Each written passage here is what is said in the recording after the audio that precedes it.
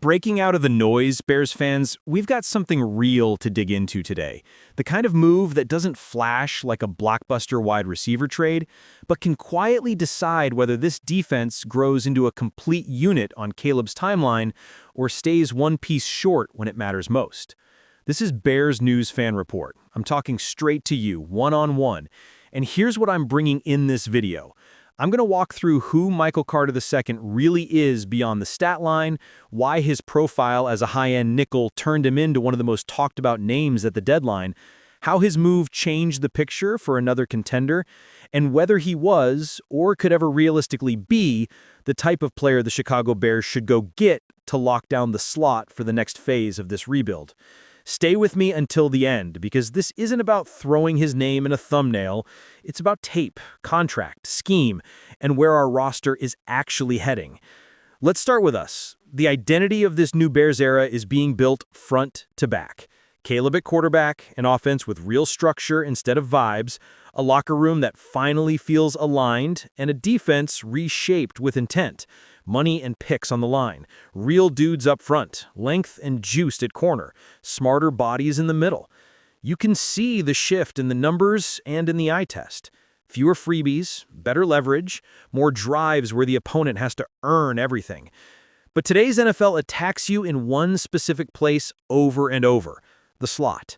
Motion, stacks, bunches, switch releases, RPOs, all designed to stress that nickel defender.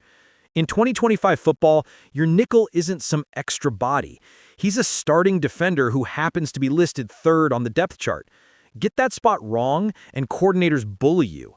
Get it right, and you steal down, squeeze windows, and let your pass rush close. Now, that's exactly why Michael Carter II's name matters in any serious conversation. Coming out of Duke as a fifth-round pick, a lot of people saw undersized and moved on. The Jets didn't.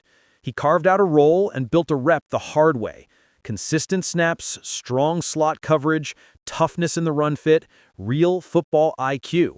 On tape, you see patient feet, clean transitions, the ability to mirror two-way goes, trust in his leverage, and a willingness to tackle instead of ride guys out of bounds. He's not living off one fluky season. He stacked solid years, knocked down passes, limited explosives, and slid into that tier of players coaches love because you can call your full menu without hiding him. That's why he earned real money at nickel. And that's why he showed up on legitimate trade candidate lists, because if you're shaky inside, you look at a guy like this and you know what you're getting. Then the Jets flipped their timeline and everything around him changed.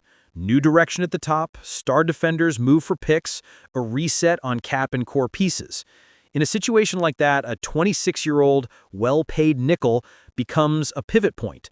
Either he's part of your next contending window, or he's one of the assets you move while his value is clear. Contenders around the league circled that profile. One of them moved. Philly stepped in, looking to stabilize their own back end, and brought him in as part of a retooled secondary they expect to lean on.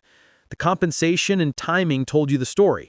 He was valued, there was a market, and a team with an immediate, obvious need at slot corner and a win-now roster took their shot.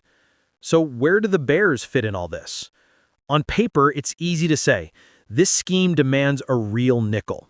In this structure, that player has to carry vertically with discipline, handle option routes, trigger and tackle in space, fit the run like a safety, and survive all the motion and bunch looks without panicking.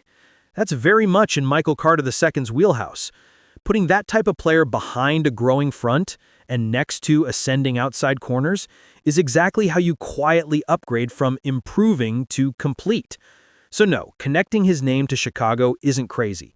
The question is whether this was the right time, right cost, right move for this version of the Bears.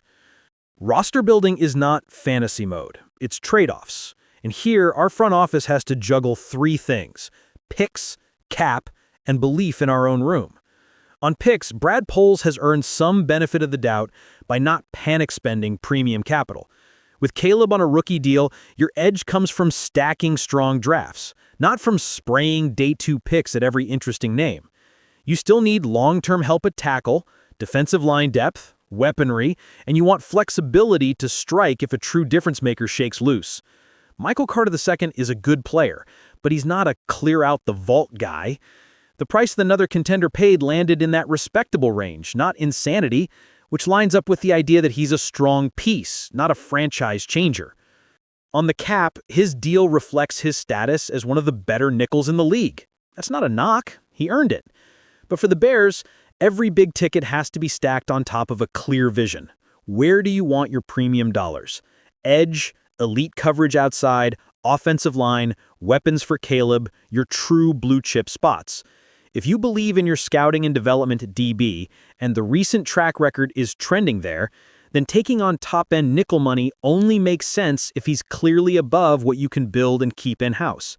If not, you're paying veteran rates to clog a spot that might belong to a younger, cheaper answer you control for years. Then there's the room. That's the part people who don't watch us every week miss.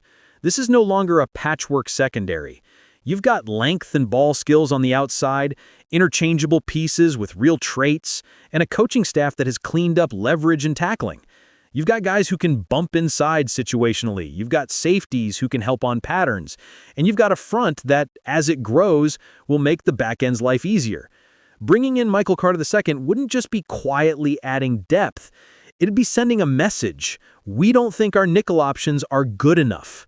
That's a heavy statement, and you only make it if the upgrade is not just marginal, but obvious and aligned with your window. So my answer, talking straight like we always do here, is this: the archetype is dead on. A smart, physical, reliable nickel is essential if we're serious about being more than a one-year story.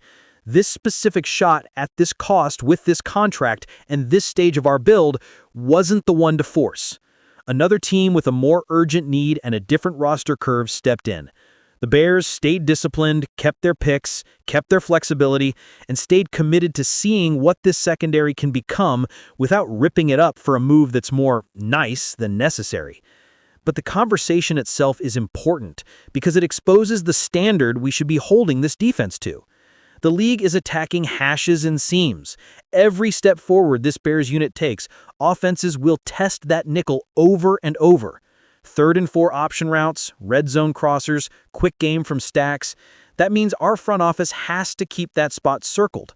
If the guys we have hit, that's the best outcome. If they don't, that's exactly where a future draft pick or targeted trade needs to land. Using Michael Carter II as a reference point makes sense. It forces the question, is our slot play at that level yet? If the answer ever becomes no, and the right player is available at the right terms, that's when you swing. So no, Michael Carter II heading to a different contender doesn't close some special door for Chicago. What it does is underline that teams chasing real January football value the nickel spot. And it shows that our front office isn't chasing every rumor for applause. They're acting like they believe this team is building something sustainable, protecting draft capital, respecting the cap, and keeping the lane open for bigger swings that directly boost Caleb's life or turn this defense from good to suffocating. Before I wrap, I want you in this with me because Bears News Fan Report is built with people who actually think the game. If the numbers and timing had lined up cleaner, friendlier compensation, perfect cap fit, would you have wanted the Bears to go get Michael Carter II as the locked-in nickel for the next few years? Or do you back the idea of rolling with our guys, using those picks and dollars on edge help, trenches, and weapons, and waiting for a DB move that fits perfectly on age, role, and price? Drop your opinion down below. Be direct. Tell me how aggressive you want this front office to be when it comes to proven defensive backs versus trusting their own scouting. If you want every rumor, every confirmed move, and every real possibility around our Chicago Bears broken down this way, calm, detailed, straight to you, and zero nonsense, make sure you're subscribed to Bears News Fan Report. Hit that notification bell and share this with that Bears fan who sees the headline and deserves the full context behind it. I'll be right here with you, cutting through the noise and keeping the focus on moves that actually push this team closer to the standard this city's been waiting on.